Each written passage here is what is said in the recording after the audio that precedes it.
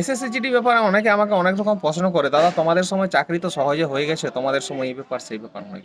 তো আমি তাদেরকে বলি, দেখো চাকরি পাওয়াটা কোনোদিনই সহজ নয়, যতই তুমি বলো। আমরা যদি বলি যে আমাদের 10 বছর আগে যারা ঢুকেছে তাদের চাকরি তো আরো সহজ ছিল, তোমরা বলবে। এখন আমার ভিডিও দেখছো, তোমরা আমাকে আঙুল দেখাচ্ছ যে তোমাদের সময় চাকরি সহজ ছিল। এখন আমাদের থেকে যারা 10 বছর আগে চাকরি পেয়েছে, আমিও তো তাকে বলবো তোমাদের সময় তো সহজ ছিল। আমি তো গেলামই না, আমি জানলামই না, আমি দেখলামই না ওদের সময় কি হয়েছে, তাহলে আমি বলে দেবো কিভাবে? তো তুমি সেই জায়গায় না জেনে, না পৌঁছে, না দেখে এইভাবে যে কথা বলছো না, এটা তোমাদের কিন্তু সব থেকে জীবনে পড়াবো। ঠিক আছে?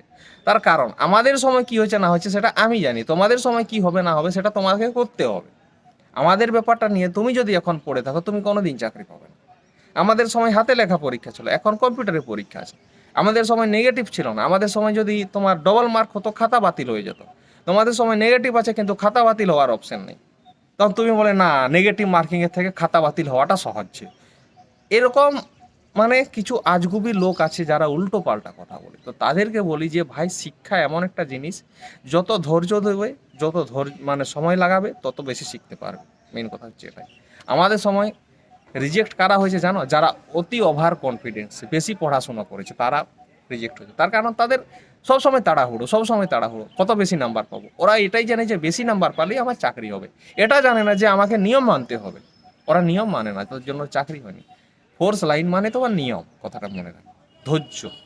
তো সেই ধৈর্য না হলে কোনোদিন কিছু করতে পারবে না। তো আশা করি কথাটা বুঝতে পারছো, চ্যানেলটা সাবস্ক্রাইব করবে চাই।